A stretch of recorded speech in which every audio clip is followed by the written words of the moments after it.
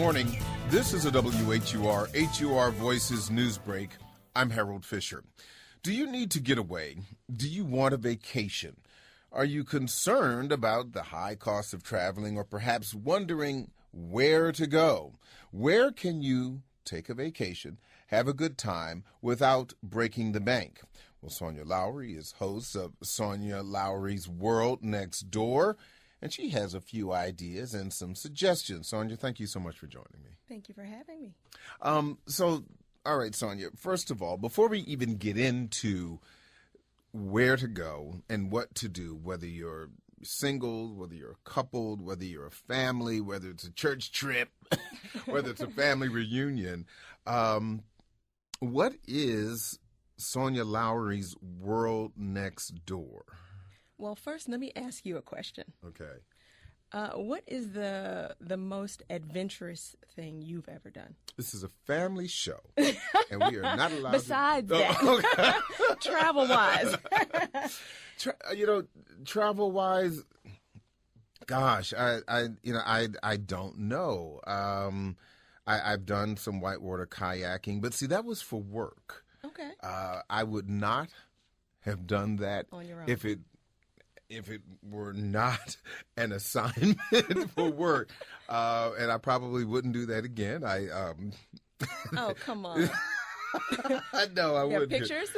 No. The truth be told, I almost didn't come back. Oh, no. So okay. yeah, so that it was one of those kind of trips. It was one. Okay. Well, we're glad to have you today. yeah. So but I do enjoy traveling. I love the Caribbean, and love doing things there. But as far as adventures, I think the whitewater kayaking, that's about it. That was enough for me. Okay. I mean, I did do the skydiving too, but well, I'm a little bit more adventurous. Okay, yeah. I'm a little bit more adventurous, and I had to create something. I felt that I had to create something that was a go-to guide for other like-minded adults like myself. So World Next Door was born because of that, and also because I had reached a milestone and figured this can't be it. This can't be the rest of my life. Getting up and going to work every day, the occasional vacation away.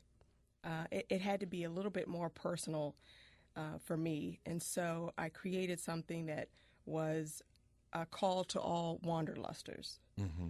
And for those of you who don't know what a wanderluster is, it's a person with a strong, irresistible desire to wander, travel, and explore the world.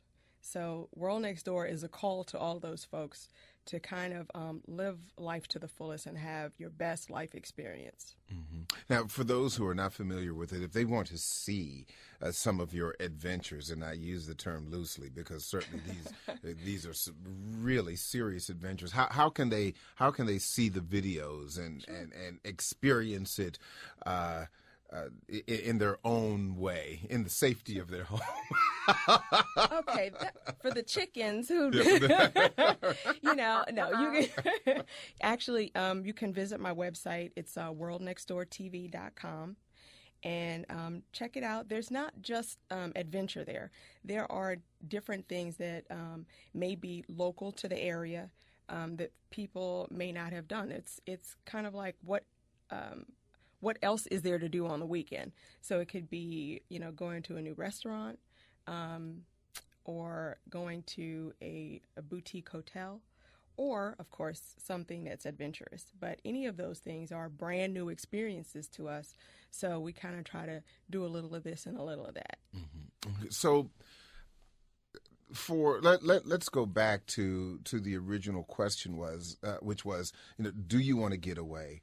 Or perhaps, do you want to take a vacation? And a lot of people immediately in these tough times, they say, well, they don't want to spend thousands and thousands and thousands of dollars, but they do want to have an opportunity to enjoy themselves, whether it be Sure. with a special someone, with family, with friends. You do staycations. Yes. You focus on that a lot. Why staycation? What is a staycation? Well, the economy has changed a lot, so folks don't have the same resources or money that they used to have to be able to take long, elaborate vacations. And, a lot of times it costs way too much to bring a family of 4 anywhere these days. So I break down a vacation really into 3 different categories. There is the traditional vacation, which of course costs a little more, and it requires a lot more planning. But a vacation is an extended period of recreation spent away from home. So overseas, in another state, you're away. That's a vacation.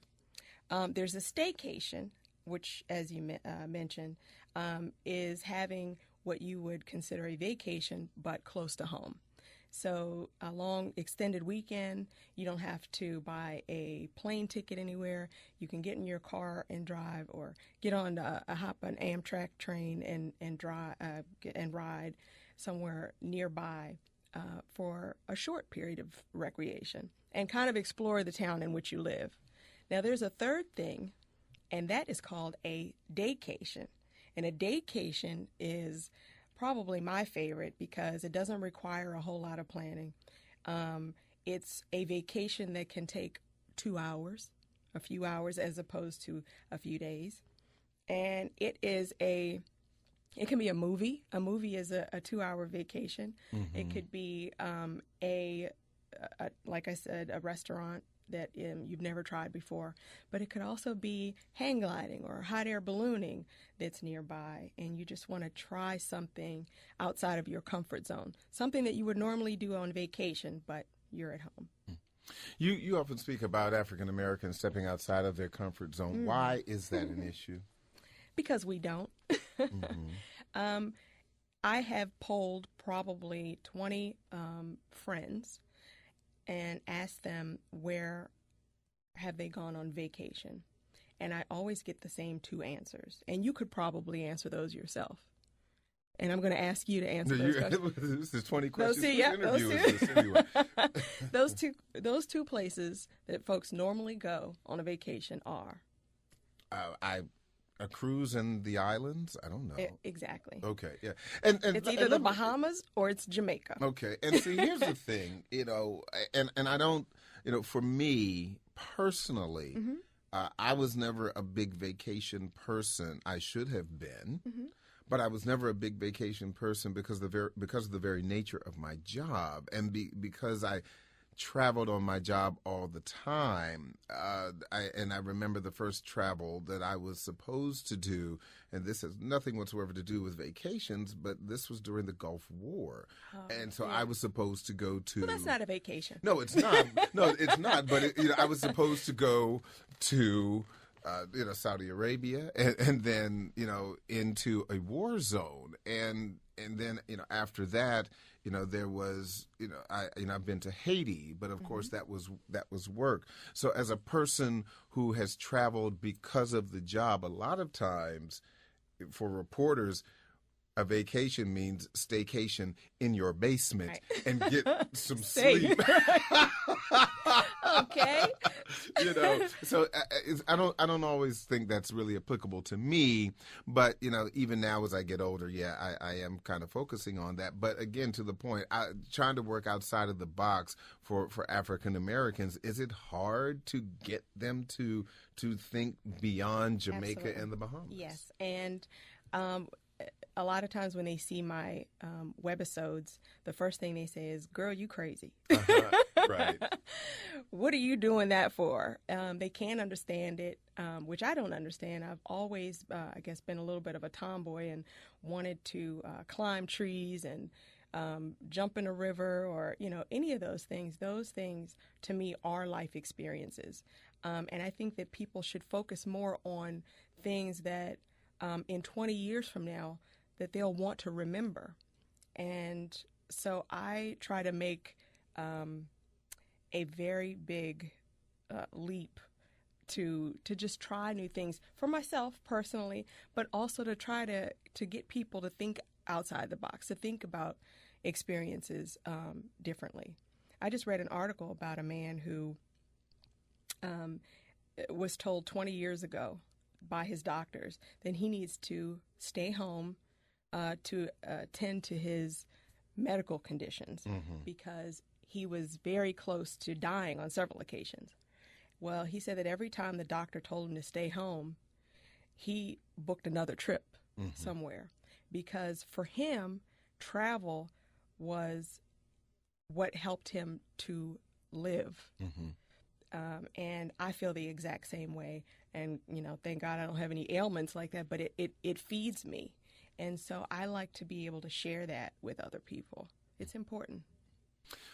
When you when you talk about staycations, let's talk about the Washington metro area first and foremost. This is obviously a world city. It is a tourist attraction, but for Washingtonians, and I can speak for myself, you never visited the White House. I know I never visited the White House, never even thought about it before 9/11 because it was always there. And I think I missed out on that after 9/11. So I can imagine that there are all kinds of things that you would recommend that people do, whether they're in the Washington metro area or in the exurbs or the greater area. You got to do before you miss out. Give me some examples. Well, I went to the White House last year, and it was pretty nice. I actually saw the dog, Bo. I was like, wait a minute, that's Bo. Right. It's a nice crib. It was a nice crib. He's doing all right for himself. You know, but I would say that I want to kind of share with you 5 things that I think that people need to have their best world next door experience. Okay. And that'll kind of answer that. The first one is to think like a tourist, which is kind of what you were touching on. If more folks thought like a tourist, meaning having a vacation right here in their own city, they would learn so much. There's so much here. We're rich with different things to do in the Washington, D.C. area, and people don't take advantage of those things. So how do you think like a tourist? Well, what do you have to do with your mindset? Well, first thing is plan what you would do as if you were visiting the city. So that would mean to look up the tourism board. And that is Washington.org. You can go there and see what Washington.org recommends that you do. And again, it's the same thing, different places to stay, different places to eat, different things to do and see while you're in the city. The monuments, people have, like you said, I mean, they're here and they've been here since I've lived here. So and a little longer. Just slightly. I won't tell my age, but just a little bit longer. But just take a vacation at home. So start there. The second thing I would suggest people do is to write their life's to-do list. A bucket list? No. A bucket list has a negative connotation because that means you're about to kick the bucket. Okay. So we're going to say it a little bit different. The life's to-do list, all of the things you want to do while you're still here and kind of to check off your list. And you just have to ask yourself, what would you regret not doing? And that would help you fill out your list. The third thing is to invest in your life experiences. Some things are going to cost you a little bit, but some things won't cost you anything at all. All of those go to, again, your memories, things that you'll keep with you for the rest of your life. So invest in those because those are the things that are important. What experiences do you want to share with folks that are close to you, your family, your kids? You won't really be leaving anything with them except for the things that you share together. So I think that's a great thing to invest in. And besides, you only get one life. There's no do-overs. So if you do it right the first time, once should be enough. But another item, number 4, is don't let time or money issues be a factor. The first thing I hear out of people's mouths are the fact that they don't have any money. I don't have any time and I don't have any money. That is the furthest from the truth. There are so many things in the D.C. area that are free and that are just waiting for you to come and check out. The Smithsonian, they have so many different museums. The zoo is wonderful. There are the the monuments and parks. So if you like to hike or just walk, go take a walk. And it's interesting, particularly when you talk about the Smithsonian, because I've said to people who live in other parts of the country, and when I've lived in other parts of the country, Washingtonians, I think, take for granted that most museums outside of our federal system cost money. Yeah. And they're not cheap, a lot of them. And because often they are so large, you have to come back and you have to spend more money to see the entire thing. But when you take, for example, the Smithsonian, you literally could spend the entire summer. Yeah. The entire summer. Discovering the Smithsonian and never really spend very much money at all. Obviously, they may charge you for the movies that they show in there. IMAX is wonderful, though. Yeah, absolutely. It is, yeah. So, and then the last thing is going right back to stepping outside of your comfort zone. Don't be afraid to do that. Your comfort zone is whatever is familiar, comfortable, safe, and mundane. In other words, it's boring. You know it already. There's no excitement to that. So don't be afraid to veer away from what is safe and familiar to you and create what I like to call fearless living. Fearless living. Okay. Yeah. So meaning?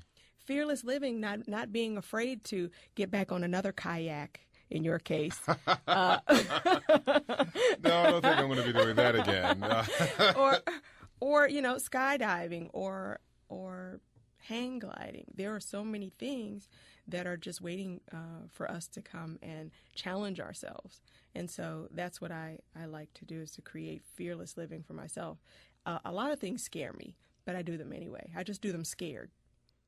So would you call yourself an adrenaline junkie?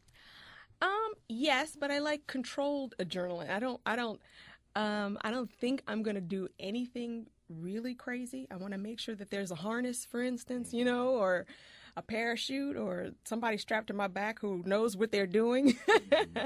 I don't want to be responsible for pulling my own cord, if I'm going to go skydiving. Okay. I'm not there yet.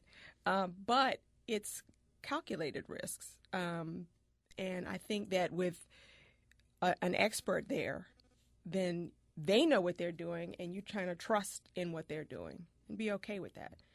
What about for families that perhaps want to do some things that are a little edgy, but not quite the you're not going to have a whole clan of 5 jumping out of the airplane at the same time. You could, but no. Yeah, you probably could. Yeah, but knowing you probably could. You would have your family do that. But what about for families?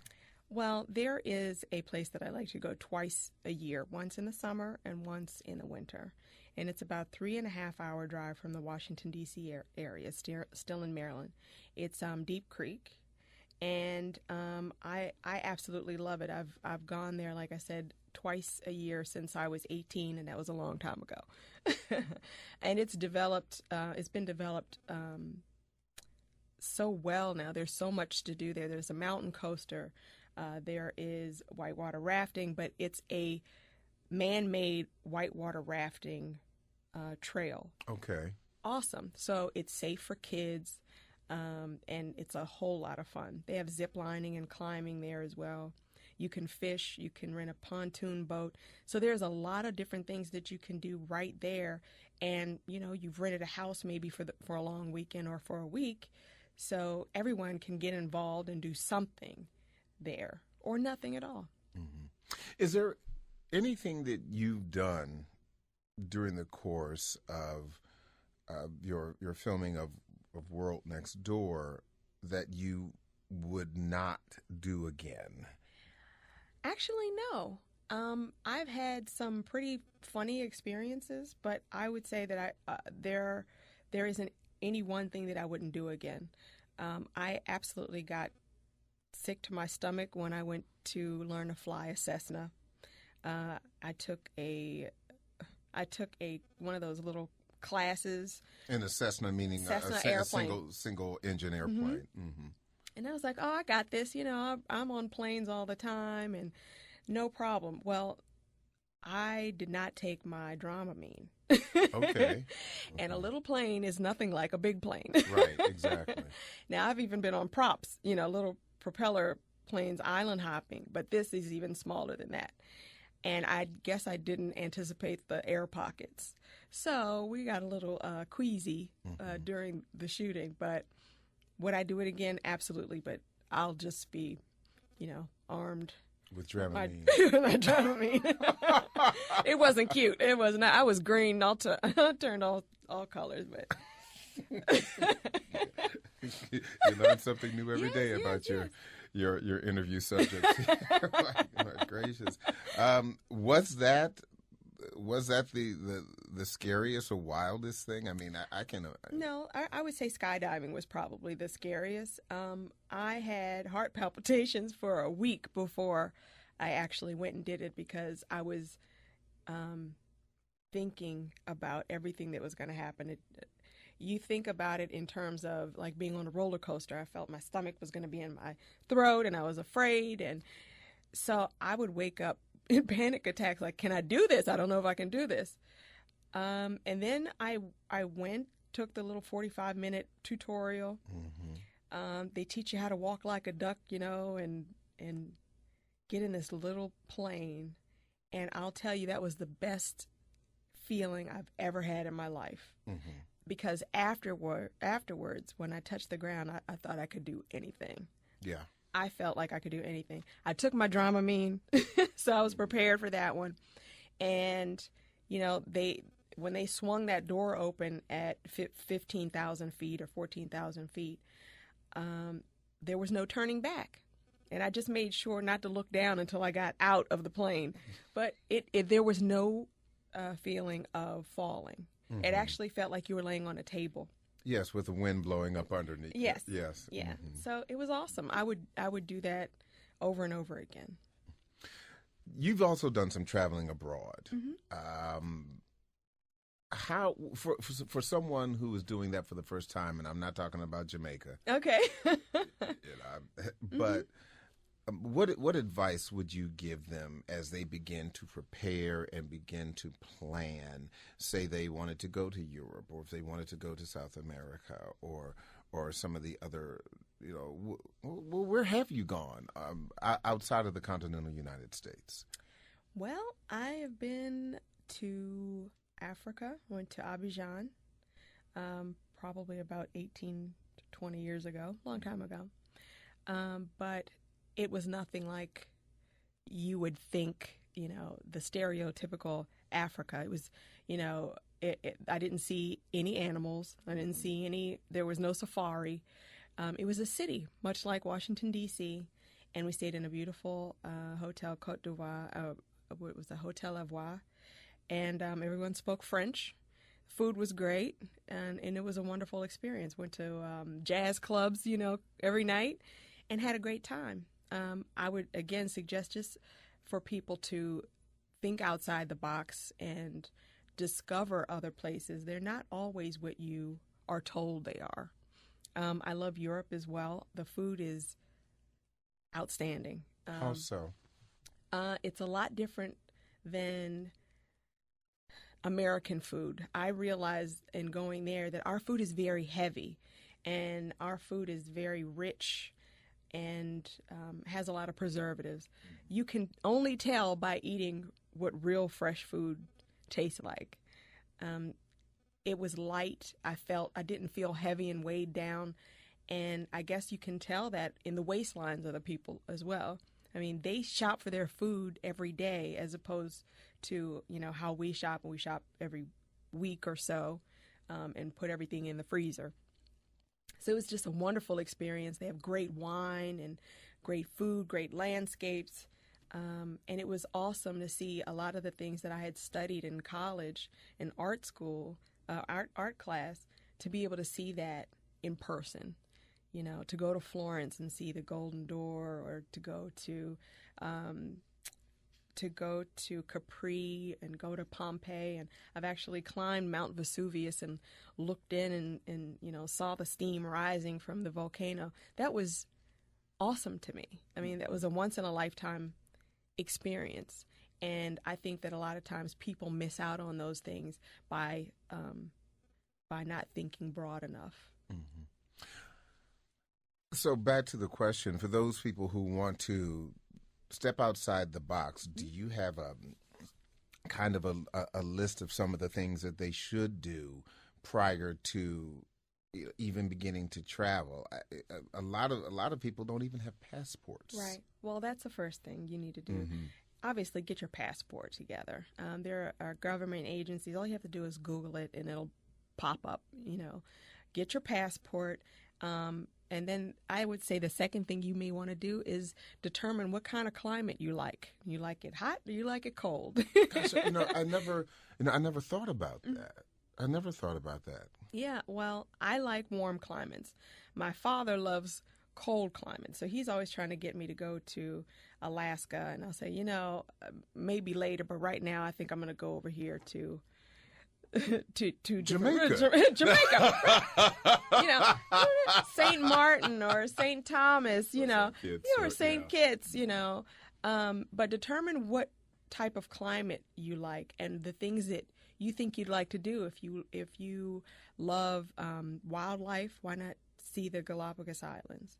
That's one place that's on my to-do list, my life's to-do list. I would love to do that. Another place that I'd love to go is to Costa Rica and go zip lining. And I'd love to go to Machu Picchu and see the Forbidden City, or to see the Hidden City, and the travel. Forbidden Cities in China. Yeah, I was going to say. I'm sorry. That's on my list too. Right, okay. I wanted to go do the Great Wall and see the Forbidden City. These are all of the things that are on my bucket list. And it worries me that I may not be able to go to these places and speak the language. But the great thing, and this is something that I would suggest to your listeners, is go with a tour, because then they have a tour guide that can speak the language and help you get around. And it's safe, especially if you want to travel alone. You can be alone, but with a group. And so it's a good way to test the waters and see what kind of things you like to do. And you're getting outside of your comfort zone at the same time. How did you handle your money when it came to tippings, gratuities? I've heard, particularly when you go to countries that are not as well developed as the United States, and even those that are, everyone has their hand out. How do you handle that? It depends on where you're going. A lot of places there are kids that beg. Is that what you mean? Children, adults. I've often, complained that, from the time you walk into your hotel, from the guy who's carrying your bags to the maid, to everyone else, and then, you're broke before the first trip, because everyone has their. Well, again, do your research, because every country is different. Mm-hmm. Some places have the kids, pushed out there. Some places will just straight steal from you, so you have to watch that too. Mm-hmm. But just be prepared. And again, I that's another reason I like going with group tours, because they take care of a lot of your gratuity. It may be included in a lot of the meals or the places where you're going to stay. So I like to go where I already know what I'm going to be spending, because I'm going to be on a fixed budget, and I don't want to go over that. In terms of begging and different places like that, again, you can ask your tour guides, or you can even go online and find out, some of the places that you may want to stay away from, because sometimes it's really, it makes you feel really bad. You're on vacation and you want to feel, great and rejuvenated, and then you are reminded of there's, poverty everywhere. Mm-hmm. Or people just trying to make a living, and you just want to be left alone sometimes. Again, just talk to your tour guide, or go online. A lot of times people will tell you their experiences before you go. Well, I am out of time, but Sonya, before I go, again, for those who want to check you out online, how can they find you? Well, they can, again, go to my website, which is worldnextdoortv.com, And please like me on Facebook, which is facebook.com/World Next Door TV. And the same thing with Twitter at World Next Door TV. Sonya Lowery, host of Sonya Lowery's World Next Door. Thank you so much. I appreciate it. Thank you. This has been a WHUR Voices News Break. I'm Harold Fisher. You can reach me at hfisher@WHUR.com, on Facebook or Twitter at hfisherWHUR.